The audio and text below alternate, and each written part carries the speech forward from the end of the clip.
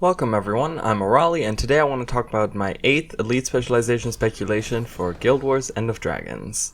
This time it'll be for the Warrior, which I have named the Commander. Now, as always, I want to talk about why I chose the Elite Specialization that I did. I think that having a specialization that kind of has to do with us actually being a commander would really work. The reason I do that is because I think things like the Pact and stuff like that really doesn't have that big of an impact anymore on the story. They did for a long time, but now they seem to kind of just be there, and they're not super important anymore. And I kind of wanted to incorporate the actual Pact into some skills and into a way to kind of keep them in the story, even though they're not that big of a part of the actual story. So this is just kind of a mix of we are the commander and there's a Pact and we used to be the commander of the Pact and they still listen to us, as well as there's some mechanics that I'm going to bind into all of that. So the weapon would be a short bow, which would be a 900 range pure damage type. We already have the longbow, which does condition damage, and we have a rifle that's a long range that does regular damage. So, but we don't have that much of a mid-range for the warrior. So I was thinking doing a mid-range with just no conditions, just a regular damage, but put a lot of boons on there. So this specialization is gonna somewhat concentrate on team play, and just having a lot of boons that we pump out with just our regular weapon skills would be really nice. For the mechanic, we have the adrenaline skills. Now, the way I changed that is that I gave the commander 3 different skills for the adrenaline. You would have an F1 skill, an F2 skill, and an F3 skill. Now, F1 skill would use 1 bar of adrenaline, the F2 skill would use 2, and the F3 would use 3 bars of it. So that way, you kind of have F3 would be the strongest, and then F2 would be not that strong, and then F1 would be the weakest probably. Now, these are of course all based on the actual weapons that you have, and you would just get different skills, and I'm calling them order skills. So they're kind of reminiscent of what the Renegade got, which were the Citadel Orders when you have Kala, when you have the Renegade and you get the short bow as well. But since we're not necessarily a char, we're not doing Citadel Orders, we're just doing regular orders. And I kind of thought of maybe these skills that we have could kind of incorporate the Pact. So maybe one for the short bow, having the F3 skill be some kind of like an orbital strike or something from the Pact.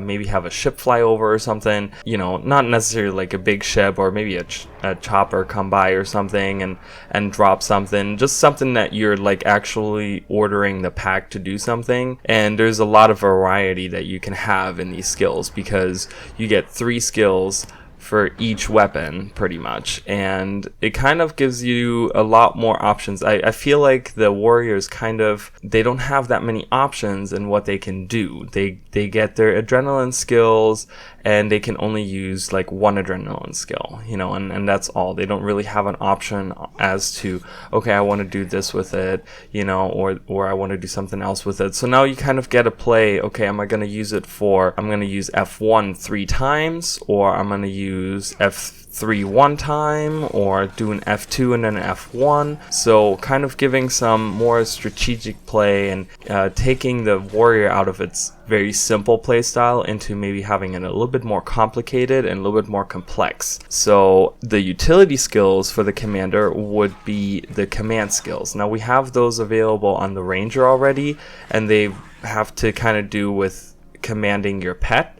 Now, these would be a little bit different because these have more to do with commanding your allies. So what would happen is you would use a command skill on your targeted enemy, and that would do an effect upon activation, and the target would get some kind of status. It would say that it's under some kind of certain, almost like a mark that you have for the dead eye, something like that. So it's pretty much marked by a command skill, and if the target dies while the effect is still up, then it gives you some huge bonus. but if the effect runs out and the enemy is not dead, then it just does some kind of small effect.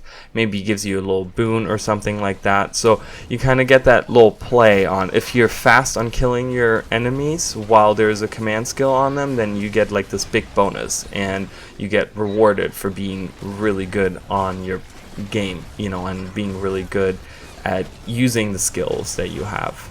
So that kind of ties in with the more strategic game style, because you got to figure out, okay, is the small boon enough? So if I let it run out, you know, I target an enemy and I just let that status, that effect just run out and maybe just get the boon off of it, or do I want to kill it and get, you know, maybe like a big effect that maybe even affects my allies or something? So you kind of get more of a strategic, again, it kind of goes in with the order skills, you know, and you kind of just, you get the whole, like, you're a commander and you have to make these decisions pretty much for your team and see if you want to kill that enemy or who you want to use your skills on and stuff like that.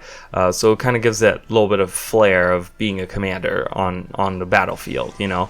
And then the traits would kind of have to play with adrenaline, because, you know, this is very heavily bound to adrenaline. So I think maybe one trait that gives extra adrenaline if the enemy dies while still having that status from the command skill, you know, just getting, you know, more adrenaline up there, and it kind of could give you, you know, more chances of using your order skills. But then, you know, you could maybe have that as a master or grandmaster trait, but then you could have another one on a different line that maybe makes your command skills AoE. So instead of just affecting one enemy, now you're affecting, you know, 3 to 5 enemies with this one command skill. So you kind of have to choose, okay, do I want to get more adrenaline, or you know, and pretty much have a more selfish game style of, okay, I only care about what I can do in the battle, or do you want to do more team oriented, where I'm like, okay, this is for AoE, so if, you know, we're all attacking maybe different enemies, then we still get all, you know, everyone gets that benefit of having that command skill. So now the reason that I chose the warrior to have this elite specialization is because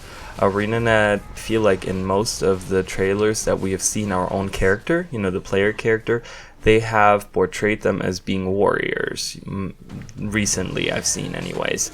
And I think that it would just be really interesting having something that they could really use as, okay, this is the character that we're going to use to portray. You know, they're the commander, so they have the commander specialization, you know, and they kind of, you know, once I took that idea, I kind of was able to build off of that. So, and I think that just having more adrenaline gameplay, I don't know, it feels really bland the way that adrenaline works. It's nice in Berserker.